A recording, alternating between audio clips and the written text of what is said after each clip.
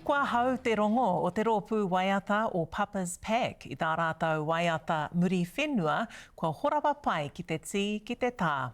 I aia nei e koke ana no te rōpū, nōna e whakatika ana ki te eke ki te atamira o One Love ki tauranga apōpō mō te wā tuatahi rawa. Ki reira whakangahau atu ai i tōna 20,000 tāngata. I hui atu tā tātou karere ki te tai tokerau a Harata Brown ki te rōpū nei, a ko ona mema no te whānau Adams no muri whenua. Koe nei te reo tātaki o Papa's Pack. Te pēpi o te pēne kātū ki mua i te aroaro o te tini ngero-ngero. Tino hikaka mātou katoa, especially kua hau.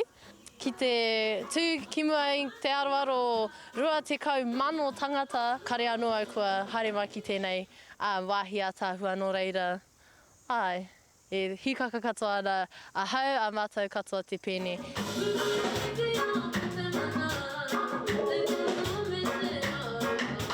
Ko Papa's Pack no te pāharakeke kotahi, i ahu mai te wā kāinga e kia nei ko here kino i muri whenua. Ko tēnei taku whānau, ngā uri o taku pāpā Carlton Adams, ko ia tētahi kaipuoro mō tāna oranga katoa.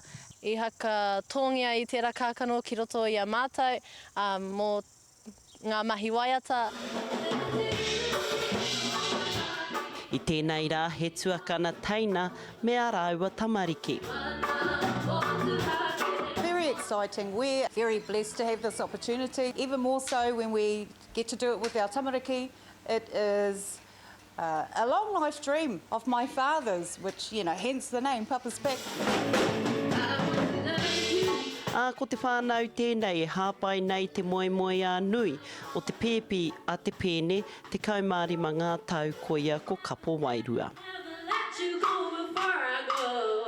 Kia whakarite he huarahi mō tā mātou tuahine tā mātou taina Kapo Wairua ko tēnei tāna tino awata o tāna ao. Ai. Ai, ko te timanako. Kia tupu ake au hei kaiwaiata tino pai.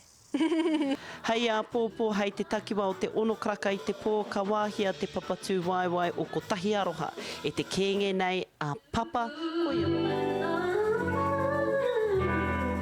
ko ia ko Papa's Pack. Harata Brown, te kariri.